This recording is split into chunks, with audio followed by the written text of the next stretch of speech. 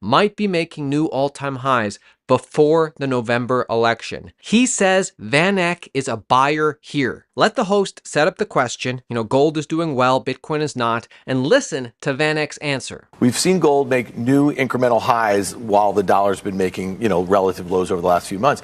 But one thing that's not participating in this move is Bitcoin right now. So, it's had a series of lower highs, a series of lower lows. How do you explain that disconnect between what gold's doing right now and the way that Bitcoin's been acting over the last couple of months? Yeah, so a few factors are at play. One is the unwind of various carry trades and growth, which has been struggling a little bit. And when you look at Bitcoin's correlation with the NASDAQ, it's at a 2-year high. It's well below the highs that we had in kind of late 2022, but it's a 2-year high.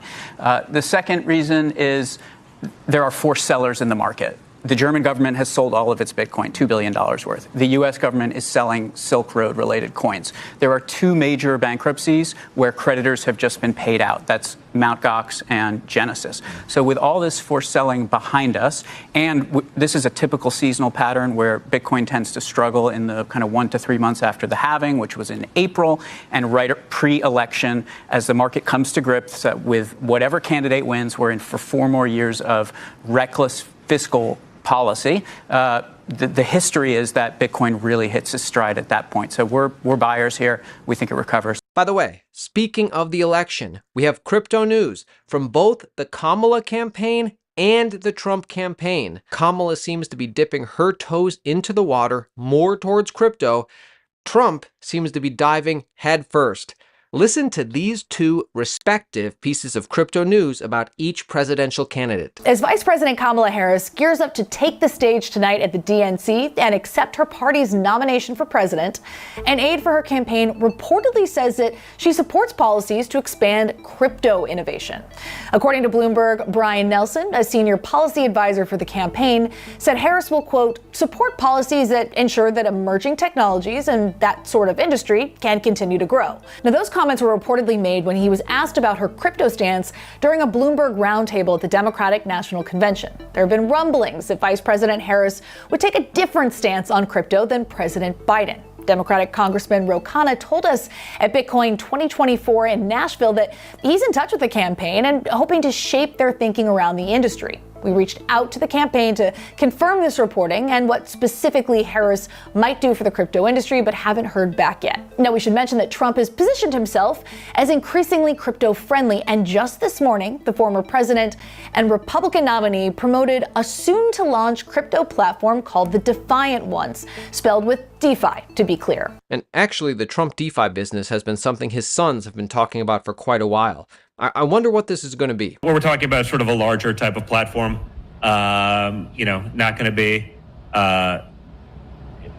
sort of very different. It's not like it's not a meme coin. That's not what we're going to be talking about. But we got a long time before we could do it. I think what we want to do is sort of take on a lot of the banking world. I think there's been a lot of inequality in that only certain people can get financing, only certain people can do these sorts of things. So this notion of decentralized finance is obviously sort of, very appealing to guys like me who've been debanked or haven't been able to get insurance or whatnot, can't get mortgages because, they don't check certain boxes, but others can. So, are you buying Bitcoin right now? I'm buying Bitcoin right now.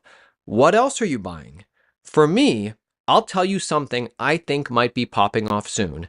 This might be a buying opportunity. I'm talking about Bitcoin miners, Marathon, Mara, US Bitcoin miners. See, Bitcoin miners have been underperforming recently for no good reason, but they're just about to start powering AI in a big way. Most people don't realize this. Bitcoin miners will be powering AI GPUs. Realize that this is going on behind the scenes right now. Big Bitcoin miners like Marathon Digital and Riot Platforms lagging far behind the underlying cryptocurrency itself this year, as you can see. But a new report suggests these businesses could be in store for a huge boost thanks to, of all things, well, what else these days? Artificial intelligence. So here to explain is Matthew Siegel, Van Eck's head of digital assets research.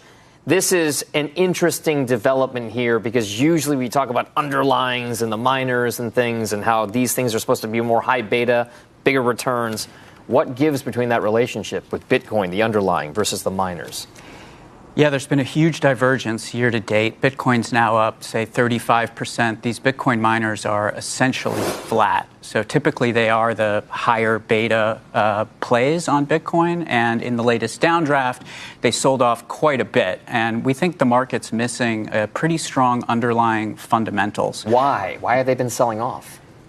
Just lack of interest, high beta, the unwind of the carry trade, like nothing specific that has to do with the Bitcoin miners that we can see. And what we do see is that week after week, these companies keep announcing new deals with AI companies, hyperscalers. We've seen at least 4 Bitcoin miners announce close to $1 billion revenue deals to transfer their energy to power AI, right? So we know that GPUs take about twice the power as CPUs, and we know that it takes about 4 years right now to connect to the grid in many locations. These miners have grid connections, and with a little bit of capex in some of these locations, they can repurpose these facilities in less than 1 year. The time value of that money, bringing that capacity on 3 years earlier, is huge. And these are typically companies with, I have to say it, bad balance sheets, either lots of debt and they all went bankrupt last cycle, or just continually issuing equity at the market.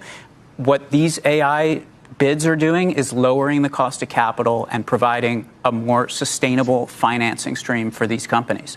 So on our numbers, if they were to repurpose just 20% of their electrical capacity, we think the stocks can double with no change in the Bitcoin mining profits. So the numbers look very compelling. So can you connect the dots for us right now? Given everything you've said, the AI trade on this particular move is linked to the power usage and the conversion factor and how to actually make that work.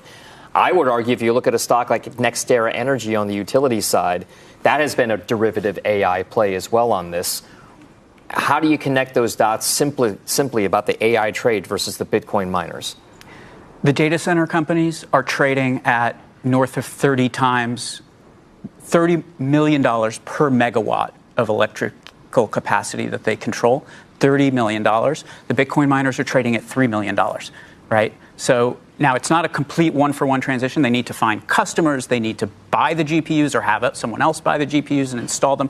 But there is an enormous arbitrage. And the companies that have been most aggressive on this year to date, Core Scientific, TeraWulf, Iris Energy, those are the stocks that have outperformed. We just had another one after the bell at 4 p.m. today, BTBT, $700 million AI deal. Our hunch is that as more of these Bitcoin miners make these announcements, those will be the stocks that outperform because it brings their cost of capital down. And then speaking about what's happening behind the scenes, do you realize how much interest we're seeing in these ETFs, both Bitcoin and Ethereum? Despite the down market, these ETFs are game changers. Vance Spencer, the co-founder of Framework Ventures, breaks it down here. And you mentioned those spot Bitcoin and Ether ETFs that were recently approved and launched just this calendar year. And that impacts your business. You have what, $1.5 billion worth of spot crypto exposure? Talk to me more about how those ETF flows have rippled into your company. I mean, it is remarkable for both ETH and Bitcoin that they've become so large without access to any institutional capital. That's literally the reverse of what usually happens. And, Bitcoin's $1 trillion, ETH is 300 billion. That's all retail. And so what has happened now is the spigot for traditional finance inflows has opened. What's happened? The Bitcoin ETF has been one of the best ETF launches of all time. It's got about half the AUM of the gold ETF. The ETH ETF has followed hot on its heels, and it's getting, on some days this week, more flows than the Bitcoin ETF. And so the market is bifurcated into ETH and Bitcoin. They're getting all the TradFi inflows, and then the rest of the market are competing for these retail inflows that are still in crypto, and those are huge flows.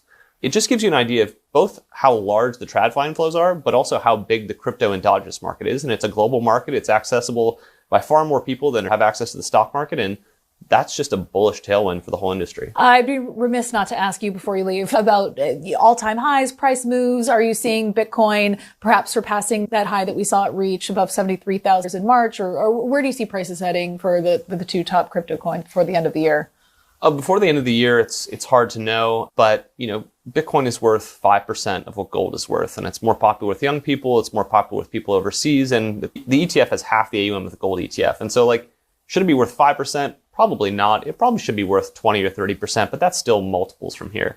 And I think ETH and Bitcoin are just assets that appeal to people who are emerging investors in the stock market, and it's going to look a lot different than what, the older generations, the boomers, want to invest in. And that's going to be a trend that lasts for decades. I think more and more people are going to have a 50-50 Bitcoin and ETH allocation going forward. Look, guys, the market is not that exciting right now, but this is exactly the time you want to double down on your education.